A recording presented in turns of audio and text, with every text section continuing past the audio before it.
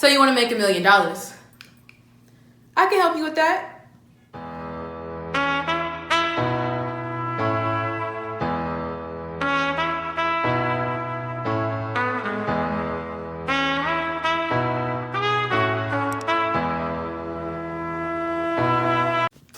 Hey YouTube, it's ℕ𝔼𝕎 here, and on this channel, we come to encourage, enlighten, and inspire. So if you're ready for it, stay tuned. All right, y'all, so in today's video, I'm going to be talking about how I made $1 million. Yes, $1 million worth of scholarships. I'm gonna give you 5 tips to doing it yourself. So I got my little notebook here, so sit down, relax, take out your pen and paper, but we don't use pen and paper nowadays, so take out your phone, your laptop, your iPad, whatever it is, and take some notes.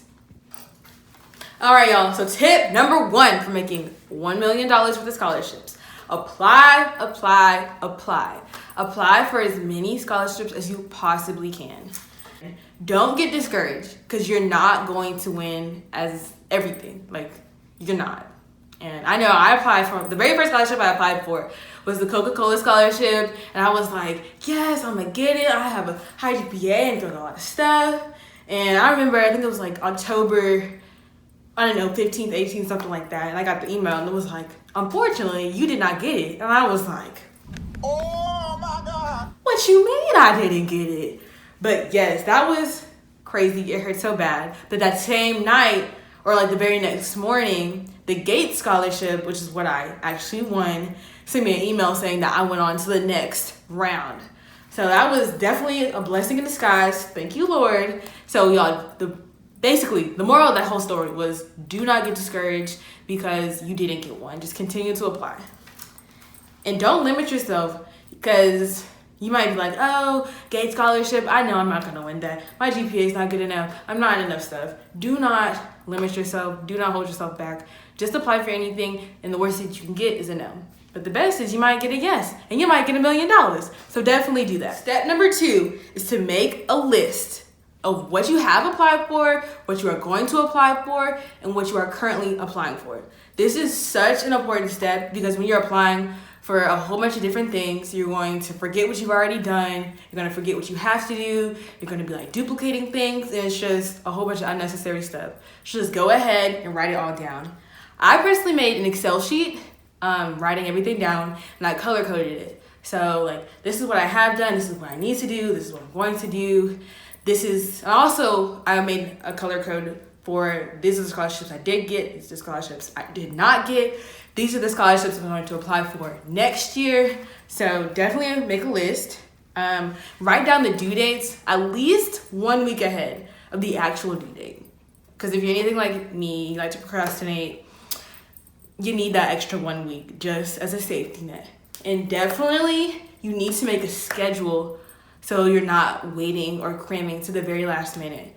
Because I'm telling you right now, your recommenders are not gonna want to get an email from you 10 o'clock the night before saying, oh, I need a recommendation, please help me out. Because you're not the only one that needs recommendations. You're not the only one applying for stuff. So just go ahead, write everything down, make yourself little sticky notes, put it in your phone, make a calendar, put it on there. Do what you gotta do to make sure you remember what you're applying for. Tip number 3, recycle those essays, honey, because you probably already wrote a lot of the essays that you're probably gonna use for your scholarships. Some essays like from class assignments, tests, college admissions, just anything that you've probably written already, you can recycle, maybe like touch it up a little bit, change it to that specific scholarship and use that. Because a lot of scholarships have the same essay prompts or questions that they're gonna ask you. For example, like future academic plans, current events and social issues, personal achievements, adversities and backgrounds, and financial. Just recycle those essays. A lot of them have the same prompts, and you're gonna help yourself a lot, save yourself a lot of time, because a lot of them are like, I don't know, 1 to 2 pages, 500 to 1,500 words, and why would you rewrite it when you already have the basis of what you did? Just change a couple names here, tweak a couple things there, and you're done. Tip number 4, look into those local resources for scholarships. A lot of places you can look are sororities and fraternities. You don't even have to be affiliated with them to apply.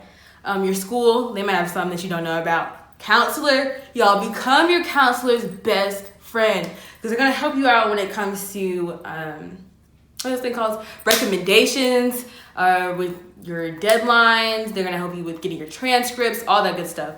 My counselor's name was Miss Parker. Shout out to you, Miss Parker. You are the best counselor I've ever had. I was forever she a real one, y'all. Well, she came through. She is one of the reasons I got the GATE scholarship, so thank you so much to her. Clubs and organizations that you're in. I know a lot of the national ones like National Honor Society, Beta Club, stuff like that. They offer scholarships. Look into your district or your county that you live in. They can have them, or like have competitions where you could win them. Your church, definitely apply to that. If you volunteer anywhere. And y'all, YouTubers, they may even have scholarships. I know if I had enough subscribers, I would definitely make a scholarship for y'all. Wink, wink. So go ahead and subscribe. Have you subscribed yet? Because if you haven't, honey, what you doing? I can help you win $1 million. So go ahead and subscribe down below. And make sure you follow me on all my socials, okay? And then also just random scholarships. I know if you go to like scholarships.com, that's a good website to use. Chegg.com is another one, fast web.